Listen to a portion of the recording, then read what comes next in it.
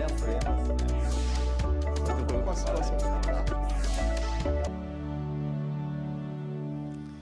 Produção e consumo consciente. Cadeias produtivas responsáveis que respeitem e que valorizem o trabalhador. Matérias-primas e processos que não agridam o meio ambiente. Estamos falando de moda sustentável e esse é o assunto do Em Discussão Convida de hoje. Estão aqui para falar sobre isso com a gente Fernanda Simon, que é consultora de moda e sustentabilidade, coordenadora do Fashion Revolution Week aqui no Brasil e uma das idealizadoras do Brasil Eco Fashion, uma semana de moda sustentável que será realizada entre os dias 21 e 24 de novembro, ou seja, a partir da terça-feira que vem. Também estão comigo a Natasha Barros e o Gerfried Gallhofer, que são empreendedores sociais, donos da Pano Social, uma confecção que, como o próprio nome já dá a pista para a gente, é um negócio social voltado para a produção que minimiza o baixo impacto ambiental e que gera emprego para as pessoas egressas do sistema prisional. Na verdade, o negócio tem em sua essência a produção consciente, seja no aspecto ambiental ou no impacto social que ela é capaz de causar. E eu queria começar perguntando para a Fernanda. Começar com você, Fernanda. Queria que você dividisse com a gente como é que surgiu esse interesse de reverter a lógica de consumo de mais produtos comprados ao menor preço possível, sem aquela preocupação com o que acontece do lado de lá do balcão.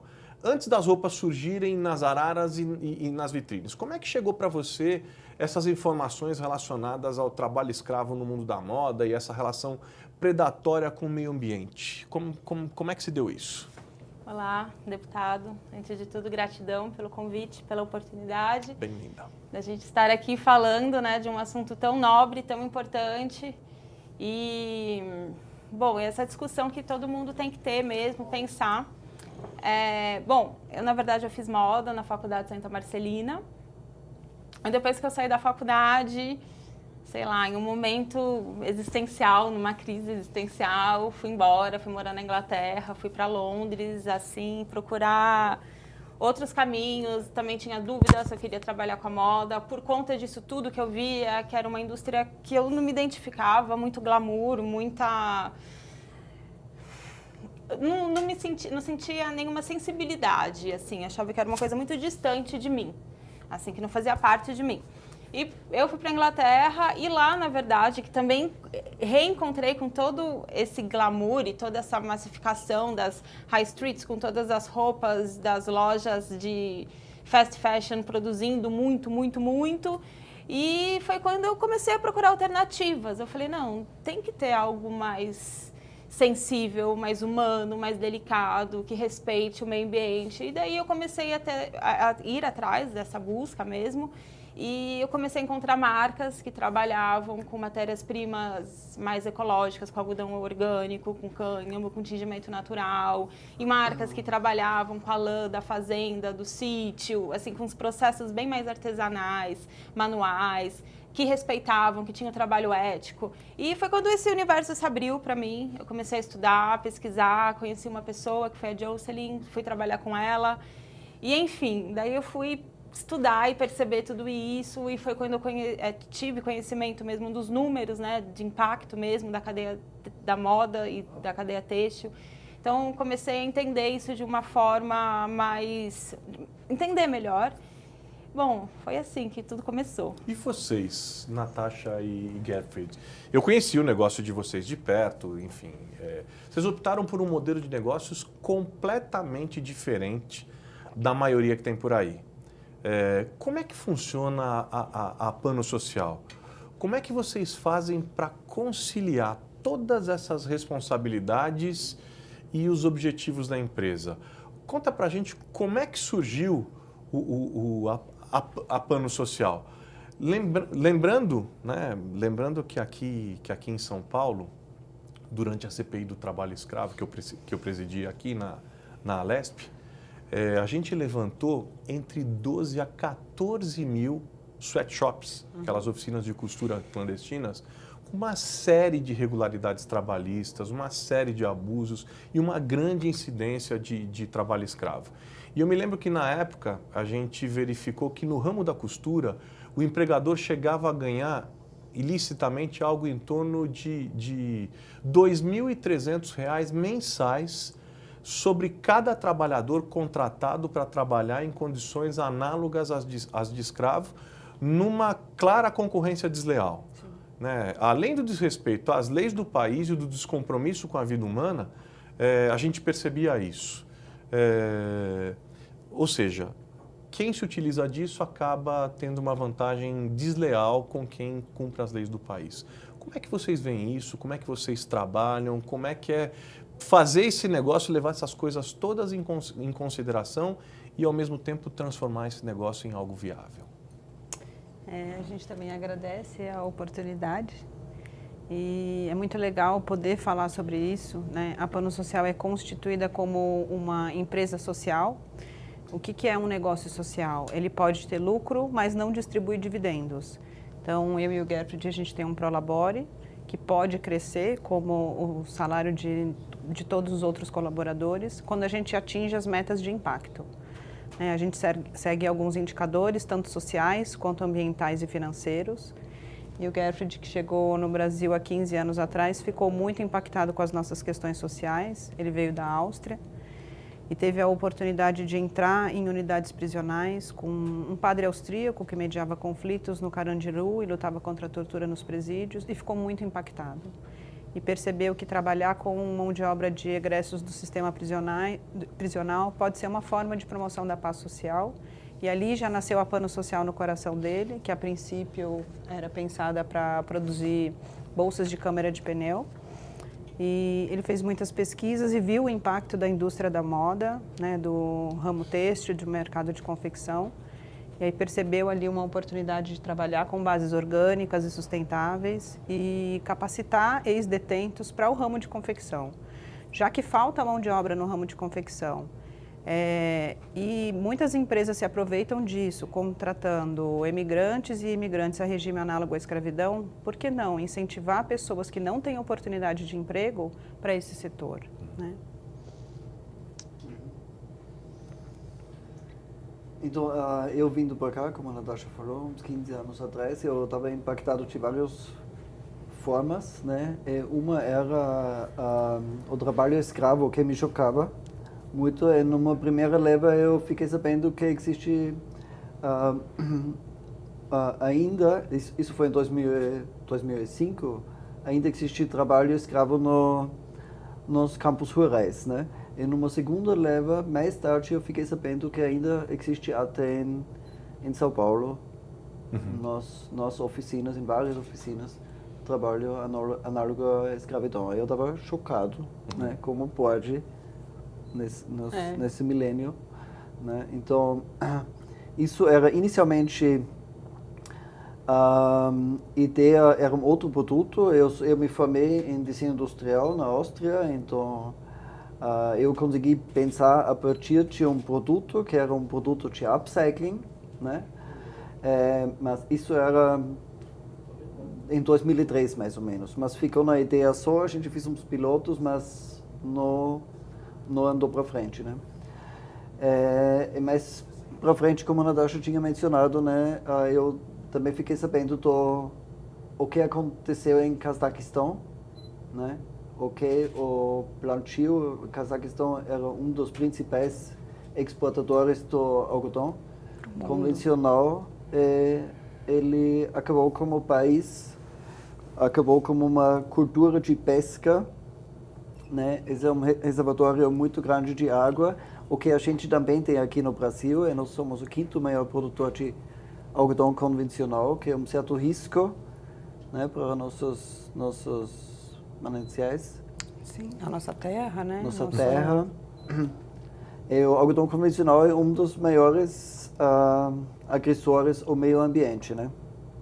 Então a gente enxergou uma oportunidade de trabalhar com uma matéria sustentável do algodão orgânico, principalmente. Agora, uma questão que eu estava levantando, e que a gente levantou na CPI, que eu me lembro, foi que a vantagem concorrencial de quem, por exemplo, quem explora trabalho escravo é em torno de 200% a mais de lucro do que quem não se utiliza.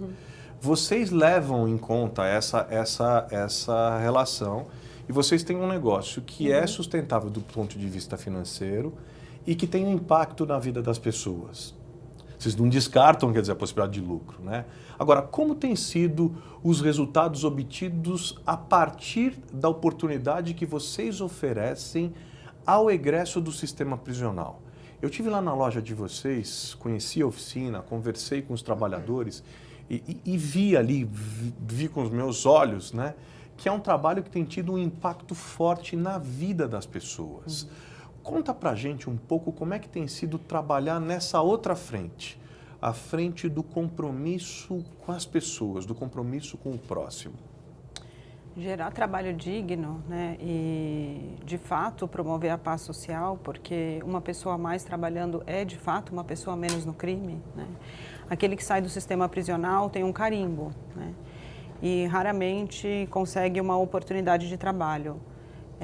Não chega a 9% daqueles que saem do sistema prisional conseguem uma oportunidade de trabalho digno. Então, eu digo que sem essa oportunidade é muito difícil a gente reduzir esses índices de criminalidade, né? Então, a gente trabalha 80% do horário para a produção, 10% é para capacitação profissional, 10% é para o desenvolvimento humano, e nós percebemos na prática a mudança na vida dessas pessoas, né? Hoje, por exemplo, a gente tem um funcionário que trabalhou com a gente 1 ano e ele saiu da Pano Social para montar a própria oficina e prestar serviço para a Pano Social. Não, isso é incrível, isso é um diferencial na vida de vocês. E está perto da família dele, né? Porque ele levava 4 horas do dia dele no transporte público. Então, 2 horas para ir, 2 horas para voltar, e estava sempre preocupado com o filho dele que está numa comunidade e está próximo daquilo que ele sabe que pode chegar num linear para onde ele foi. Então, nos últimos meses de trabalho, a gente percebia ele muito nervoso e muito tenso e com a cabeça em outro lugar, porque ele já não estava ali, ele estava preocupado com a família dele. E ver tudo isso é muito gratificante para nós, né? Então, tem pessoas que vieram do ramo de confecção com alguma habilidade maior e outras pessoas que vieram das unidades prisionais já tendo passado por oficinas de costura lá dentro, porque existe projetos de confecção dentro das unidades prisionais. E essa troca é muito importante. Como existem outros colaboradores também que não tiveram nenhum acesso ao ramo de confecção, mas que a gente encaminhou para cursos e vêm para a Pano Social e estão junto com aqueles que estão aprendendo para se desenvolver. E isso é muito importante para o ramo de confecção também, né? E eu fiz questão de trazer a Fernanda, para mostrar também o outro lado, para mostrar os bons exemplos e o quanto esses bons exemplos precisam de apoio, de incentivo, de estímulo e inclusive de investimento. Sim. Né? Porque às vezes o foco também, a gente que trabalha nisso, estimulando a fiscalização, estimulando o boicote ao consumo de produtos que são produzidos com contaminação da cadeia produtiva ou de forma enfim, a serem feitos com trabalho escravo. Quer dizer, as pessoas ficam, às vezes, olhando única e exclusivamente o aspecto negativo, mas é importante a gente mostrar esses aspectos positivos. Sim. E se falando em termos de números, vale, por exemplo, trazer aqui alguns números para dar dimensão, não exata, porque são estimativas, mas uma noção do tamanho do que a gente está falando aqui sobre trabalho escravo no mundo. Estima-se a existência de 45 milhões e 800 mil pessoas em condições análogas à escravidão, segundo a ONG Walk Free. É como se fosse toda a população do estado de São Paulo submetida à escravidão. Essa estrutura, firmada na concorrência desleal, movimenta mais de 150 bilhões de dólares por ano, pelas últimas estimativas que foram feitas, mas com certeza esse número está bem abaixo dos valores reais. Ou seja, isso demonstra o tamanho do lucro que se tem com isso e da dificuldade para se combater isso. Agora, Fernanda, que estratégias que vocês que são ativistas de um mundo de produção e de consumo consciente, que estratégias vocês estão apresentando para mudar essa lógica que empurra o consumidor para esse consumo desenfreado e descomprometido com os impactos que ele causa. Semana que vem, por exemplo, vai ser feita aqui em São Paulo a primeira edição do Brasil Eco Fashion Week. Explica para a gente o que é e como vai funcionar esse evento. Legal, deputado. Bom, eu, na verdade, há quase 4 anos, eu sou coordenadora do Fashion Revolution Brasil, que é um movimento que surgiu na Inglaterra, né, depois do desastre de Bangladesh. O Rana Plaza, uma confecção têxtil que desabou e mais de 1000 pessoas morreram. E com o Fashion Revolution, a gente vem fazendo diversas atividades, ações, movimentações, para que as pessoas se questionem de onde as suas roupas vieram, quem fez minhas roupas, é a nossa pergunta, quem fez minhas roupas.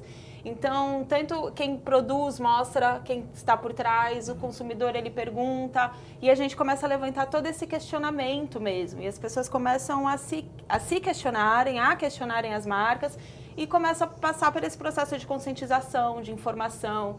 E há 4 anos a gente vem trabalhando com Fashion Revolution, mas durante esse último ano, eu e alguns amigos, nós percebemos que faltava um espaço para a gente falar e fazer negócios, que é isso que o deputado acabou de falar.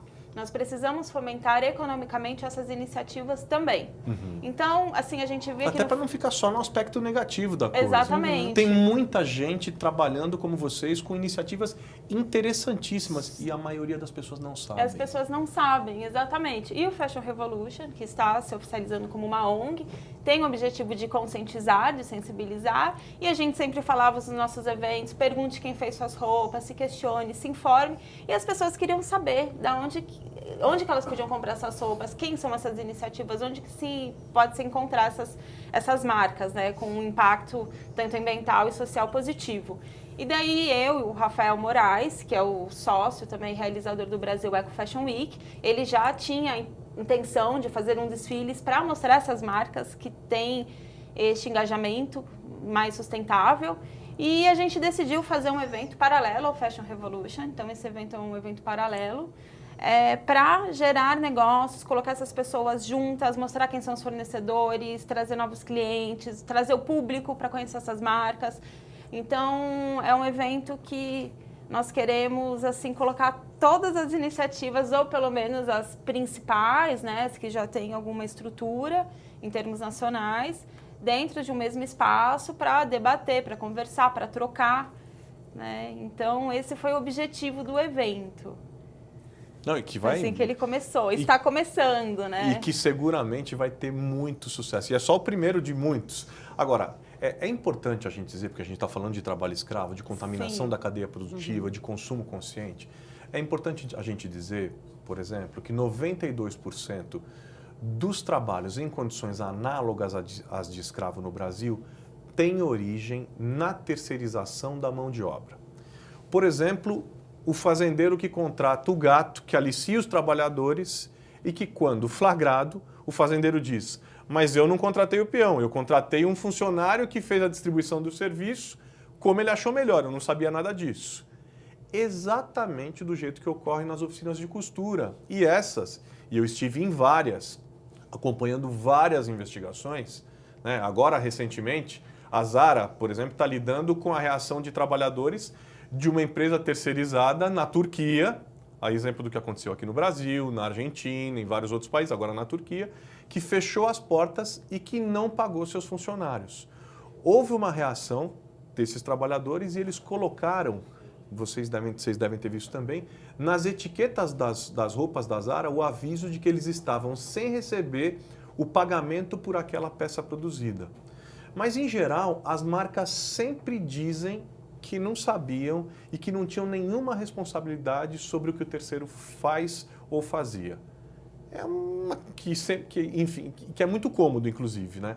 Porque elas trabalham com terceiros para produzir suas peças, mas se mostram super desinteressadas em acompanhar o processo na cadeia produtiva. Acompanham a qualidade do produto, mas pouco se importam com a qualidade de vida do trabalhador que está ali produzindo. E aí eu queria que vocês três comentassem aqui. Sempre que a gente aborda essa questão, alguém vem e diz: ah, mas a responsabilidade não é da empresa, mas é do terceiro ou do terceirizado que ela contratou. eu queria que você explicasse aqui, vamos explicar de uma vez por todas como deve ser essa relação, porque afinal, quando alguém contrata uma empresa, quer saber se ela vai entregar a quantidade de produtos na data combinada, não é isso? Mas saber quem está contratando, quais são as regras, que tipo de regras são impostas na ponta para o trabalhador também é fundamental, inclusive para a preservação da imagem da marca que faz a contratação, não é isso? Agora, o que eu queria saber de vocês sobre esse tema o que eu quero saber de vocês sobre esse tema tão importante é: quem contrata tem ou não tem responsabilidade sobre quem produz aquilo que ele está contratando? A Pano Social tem uma oficina própria, mas também terceiriza parte da sua produção. Né? Tem produções que são muito grandes, de 10 mil peças, para outros clientes. Então, a gente confecciona para a nossa grife, para outras marcas, empresas e instituições. Onde vai estar essa produção é muito importante. Então, tem que ser uma oficina que tenha ISO, que tenha BVTEX. Se não for, não basta só ter selos, a gente tem que ir perto, porque tem gente que tem esses selos e estão fazendo coisas que não estão adequadas. Então, a gerente de oficina tem que acompanhar, vai ver onde está sendo feita essa produção. É tudo feito com nota fiscal. Então, tem nota de transporte para remessa, não pode girar em nenhum lugar onde a gente não saiba onde está. Existe a possibilidade de algum dia essa empresa que está terceirizando quarteirizar e ir para um local onde não está de acordo? Existe. Nós não estamos, a gente está sujeito a tudo. Porém, acontecer uma vez e você descobrir atrás é uma coisa. Agora, é recorrente? Claro. A marca está sempre em evidência nesse tipo de processo? Então, tem alguma coisa errada. Seguramente. Então, se chega alguma coisa que não está de acordo, a gente vai atrás para saber o que está acontecendo. E a produção tem que estar toda mapeada. Você, Fernanda, o que você acha? Eu acredito Tem ou não também. tem responsabilidade quem Sim, contrata? com certeza. A responsabilidade é de todos e é como a Natasha falou. Se está terceirizando, tem que ter um acompanhamento de como que essa produção está acontecendo. Eu acho que isso é bem claro. Porque essa é uma coisa que sempre me incomodou. Porque Não, a responsabilidade é da empresa. Porque a resposta é sempre a seguinte: mas a gente não tinha responsabilidade, a responsabilidade é do terceiro. Não tem como a gente controlar isso. Mas espera aí, controla-se a qualidade técnica daquele produto que é entregue. Não. Mas não se controla, mas não se tem condições de se controlar a qualidade de vida, a garantia dos direitos e da qualidade dos direitos humanos dos trabalhadores. Então ali tem alguma coisa errada, né? Mas enfim, a gente vai fazer um intervalo rápido e no próximo bloco a gente vai junto aqui tentar entender melhor quem e o que pode contribuir na luta pela erradicação do trabalho escravo em favor do consumo consciente. Órgãos públicos, leis trabalhistas, consumidor, enfim. Não sai daí porque a sua participação aqui é muito importante para esse debate. A gente volta já já.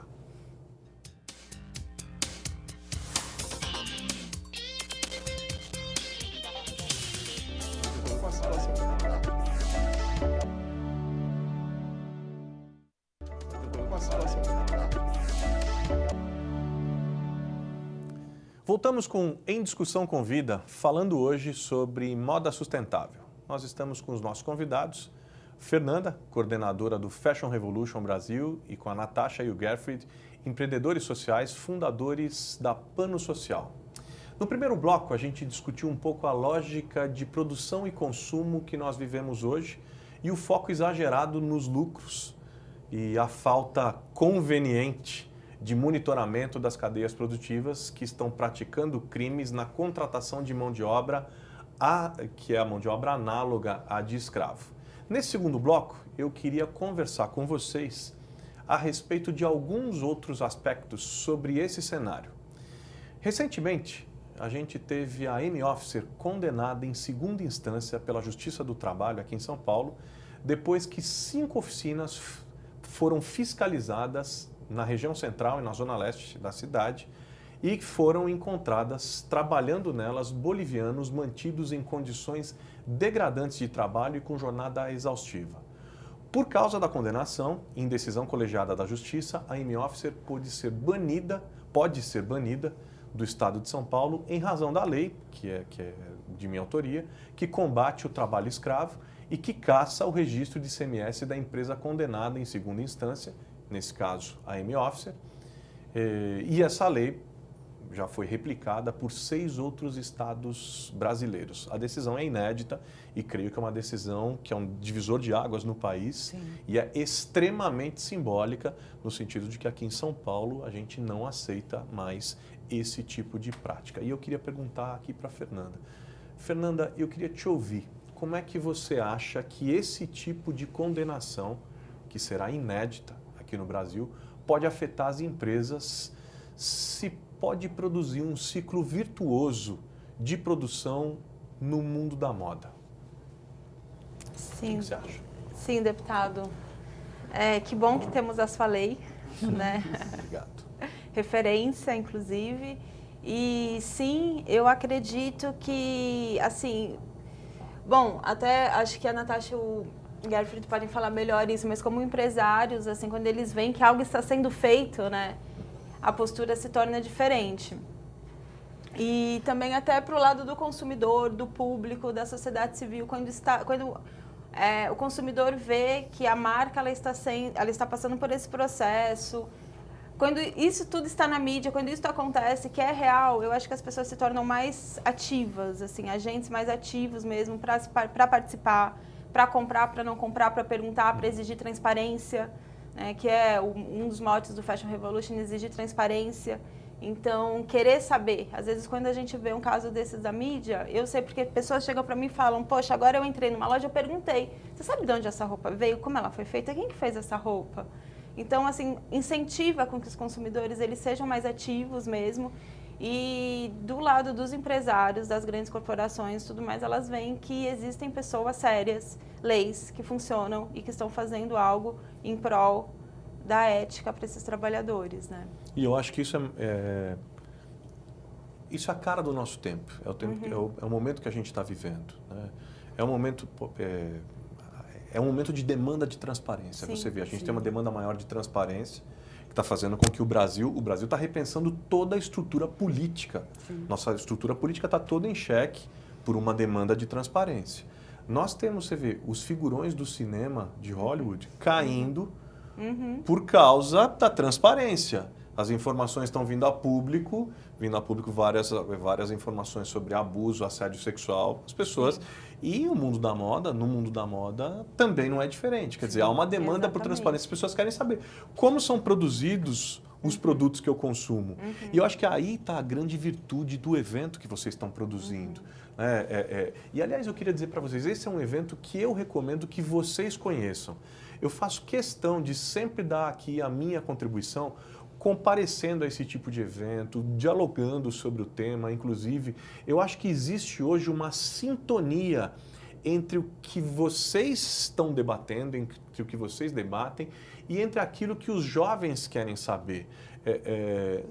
Não é isso, as pessoas estão, e não só os jovens, entre o que as pessoas querem, o consumidor quer saber. Você não acha isso, Natasha? É muito importante frisar, né, como a Fernanda falou, para nós como empresários é uma oportunidade, né? A sua lei, deputado, abre as portas para outras empresas que trabalham de forma regular ter oportunidade, porque não dá para a gente competir com produtos, camisetas de R$14, com ecobags de R$4, R$6. Eu liguei outro dia numa empresa e perguntei, mas como é que você consegue fazer ecobag de 100% PET reciclado, vender por R$4,99? O meu fornecedor, mas que tecido que é esse? Qual que é a origem? Você pode me passar? O fornecedor não me disse, ele disse que é PET reciclado. Então, e uma outra empresa compra e fala, não, eu estou usando um produto sustentável, mas qual é a origem disso, né? E a abertura do mercado chinês, né? E o que isso tira de empregos de brasileiros que vão comprar estes produtos, né? Eu acho que o Gerfried... Em pouco tempo, eu digo, isso talvez 50, 60 anos, talvez, a gente perdeu a noção nesse mundo industrializado como as coisas são feitas, né? Então, acho que minha mãe ainda sabia quem fez os sapatos que ela estava usando, quem fez os vestidos, né? Era tipo slow fashion, a forma mais sustentável, né? A gente perdeu isso, né? Hoje a gente só pode trabalhar contra isso com transparência radical, né? Sim. Quem tá bancando isso é o consumidor final. Né? Que muito tempo ele foi enganado, né? Com imagens lindas nas revistas de moda ou nas propagandas de publicidade na televisão, né? Sem conhecer o que está acontecendo atrás. Demorou muito tempo, né? Sim. Muito sofrimento, mas agora, graças a Deus, também através dessa transparência, através desses mídias que a gente tem hoje disponível, essas informações estão surgindo, né?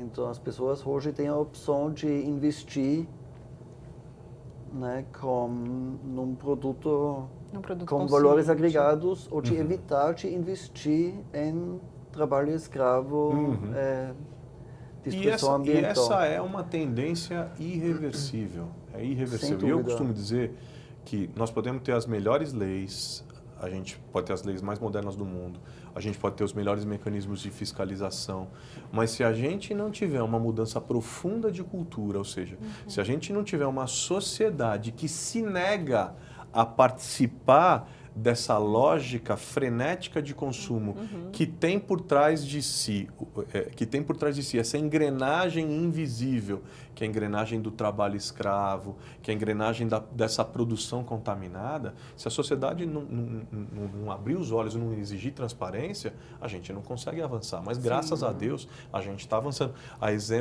O exemplo de eventos como esse, a gente está avançando. Agora, a gente tem acompanhado e criticado aqui veementemente as ações do governo federal que, lamentavelmente, tem trabalhado pelo fim das conquistas no campo do combate à escravidão moderna no Brasil.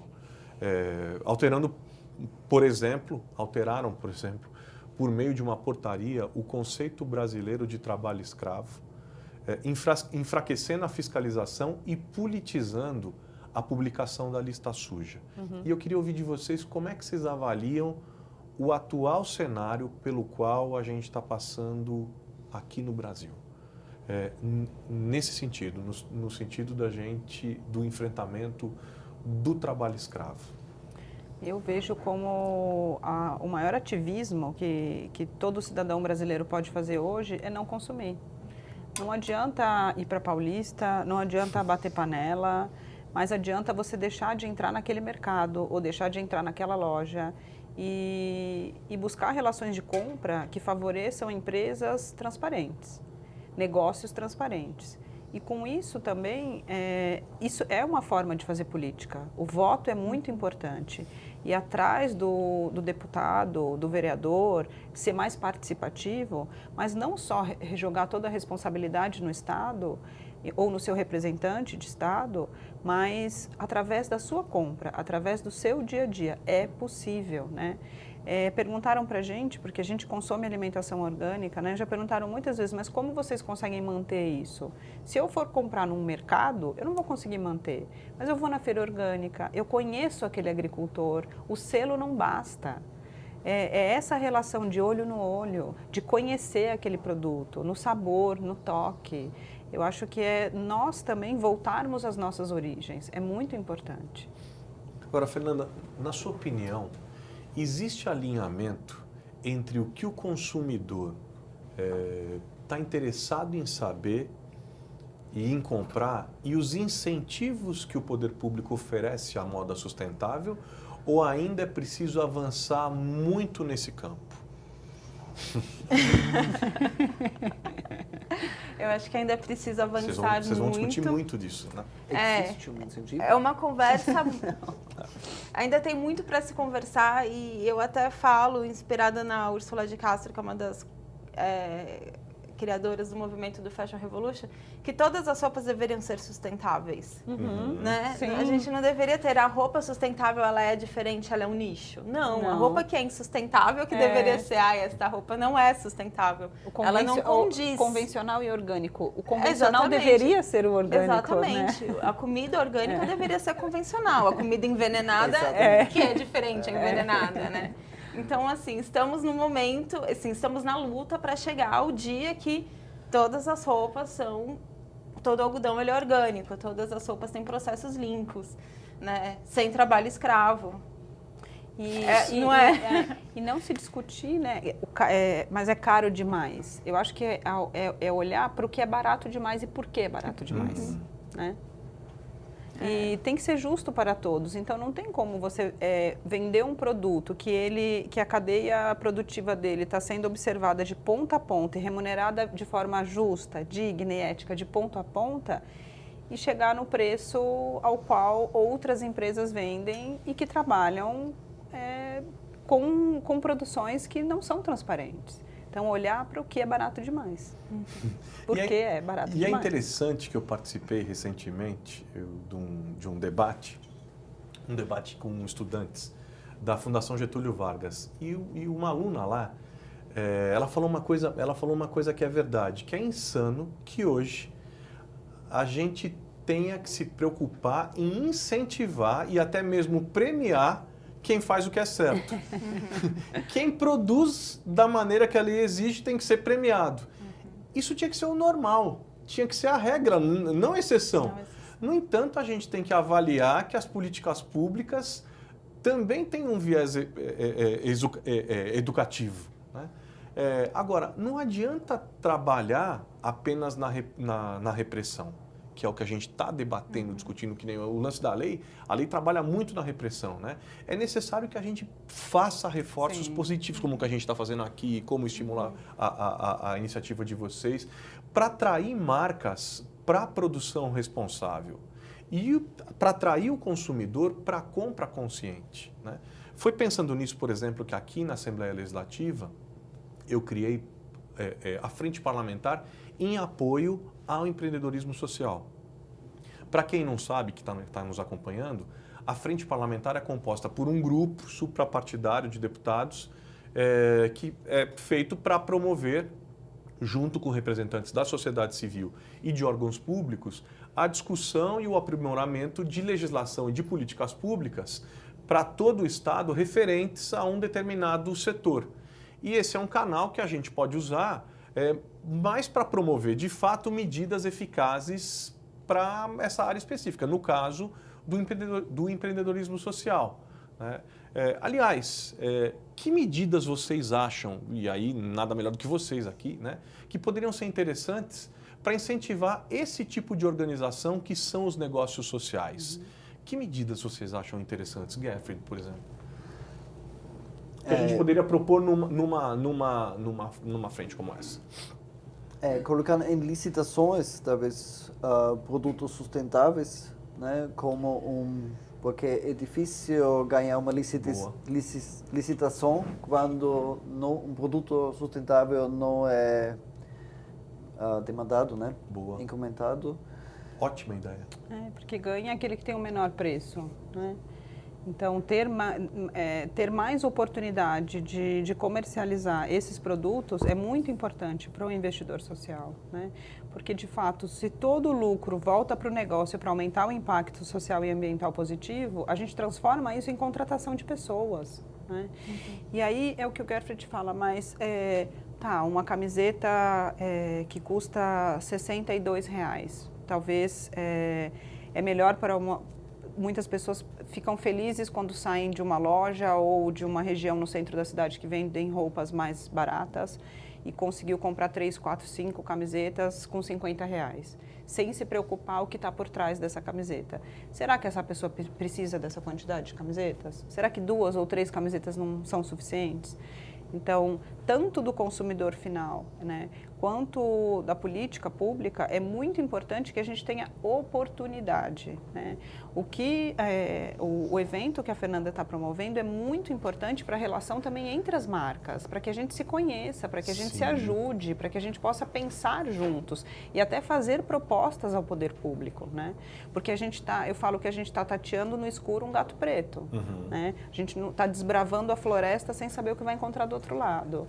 E é muito importante que a gente converse todos, tanto o consumidor final, quanto representantes da política pública, quanto representantes de negócios sociais, né? É importante a gente promover esse debate. Agora, Fernanda, ainda nessa linha propositiva que a gente está falando aqui com a Natasha e com o Gerfried, eu queria saber de você um pouco mais da Semana de Moda Sustentável que vocês estão organizando. Porque eu imagino que, enfim, seja importantíssimo ter uma visão sobre o público, entender as demandas dele, o que ele quer discutir, se existe um esforço nesse evento de criar novas redes de contato, de organizar melhor as pessoas no entorno desse debate, enfim. Queria que você falasse um pouco mais, Sim. aprofundar ainda um pouco mais para a gente aqui e para quem está nos acompanhando. Legal. Bom, já fica o convite para todos que quiserem participar. O evento ele é aberto ao público do dia 22, 23 e 24.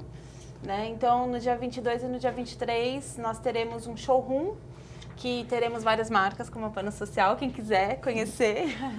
Dá uma curiosidade de ouvir a marca falar, né? E não ver o produto. Então, quem quiser conhecer a Pano Social e mais outras 38 marcas estarão lá no showroom. Nós teremos o Espaço Lab, que está sendo realizado em parceria com o Moda Limpa, que é uma plataforma de fornecedores sustentáveis, e a FGV, os alunos do FIS da FGV.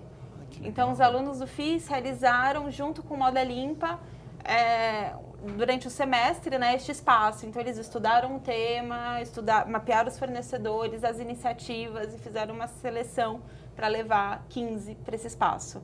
Então, a gente tem esse espaço Lab, mais o showroom, tem comida, slow food. Também vão ter diversas atividades, como workshops, tem oficina de costura, de tricô, tingimento natural, tem um station de tingimento natural que a pessoa pode levar a sua roupa e tingir na hora. Ou comprar lá uma roupa e tingir na hora, ela mesma tinge. Teremos, palestras, rodas de conversa e desfiles. Então, esse também é um evento que a gente fez questão de colocar passarela mesmo, quer dizer, é um espaço lindo, na verdade, tem toda uma estrutura de desfile, uma equipe de desfile, e para apresentar essas marcas que precisam contar essa história, né, através da passarela mesmo. Então, vão ser 13 desfiles, tem convite para o público também, assim, tem que chegar antes, para os desfiles tem que pegar 2 horas antes, mas é isso, a programação completa está no site, é www.befw.com.br, tem o Instagram, o Facebook, a inscrição também dá para ser realizada no site. Quem não fez a inscrição pode ir lá também na hora e se inscrever. A maior parte, 90% das atividades são gratuitas, só algumas oficinas tem que pagar. E eu acho que vai ser ótimo. Nossa, Espero apoio vocês. total à iniciativa. Eu creio que, assim, para lutar contra essa cultura do lucro a qualquer preço e combater, aí no caso, meu enfoque ainda mais forte, né, combater as práticas de escravidão contemporânea, buscar meios de produção que não prejudiquem o meio ambiente, que movimentem as economias locais, gerando emprego e renda, é preciso uma articulação conjunta, cidadã, e eu penso que o poder público tem um papel fundamental, ele é um agente fundamental ali, importante, né, mas não é o único.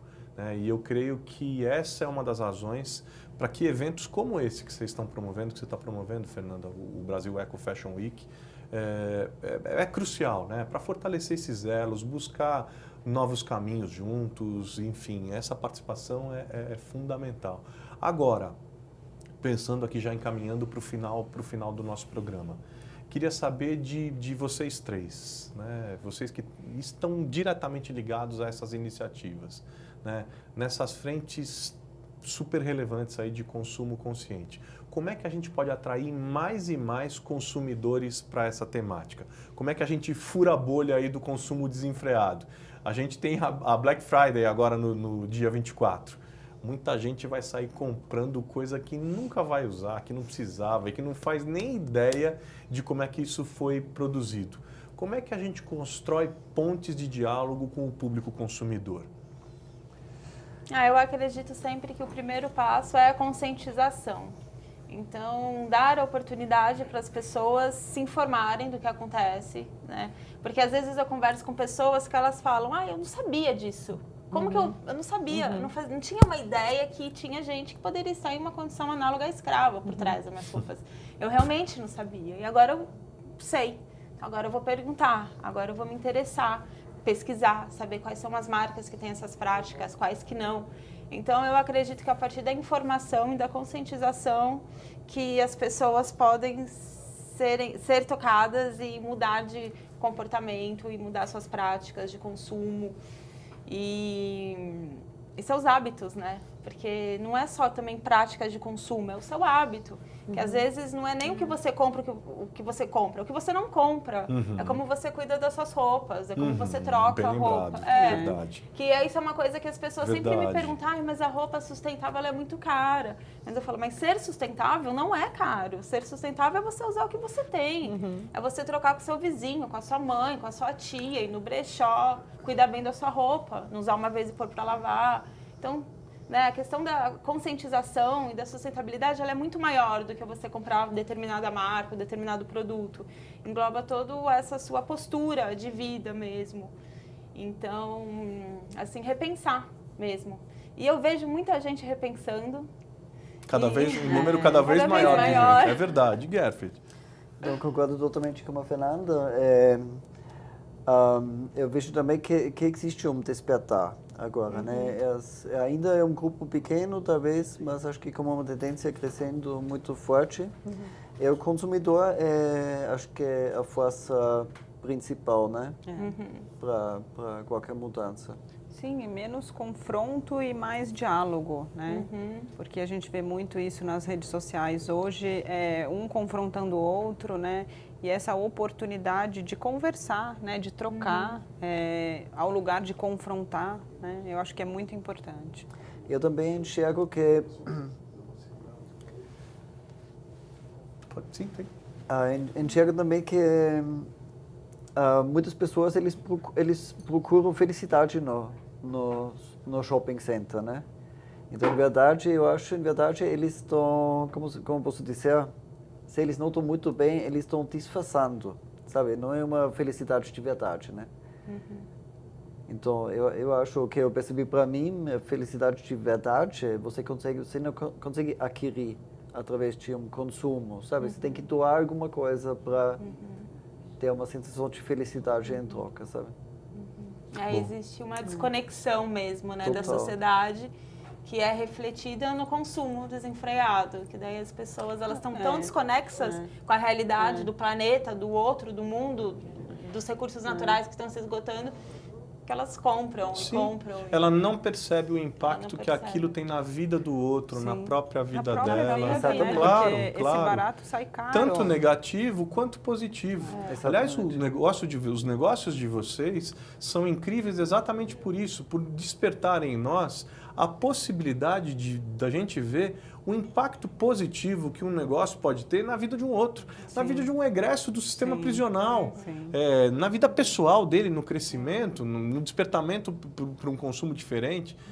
Eu gosto aqui, a minha palavra final, nosso tempo acabou, mas a minha palavra final, eu gosto de uma frase de uma ativista que eu respeito muito, a Ana Lapp, em que ela diz o seguinte, que toda vez que você está comprando alguma coisa, na verdade você está votando no tipo de mundo que você quer para você e para os seus filhos. Né?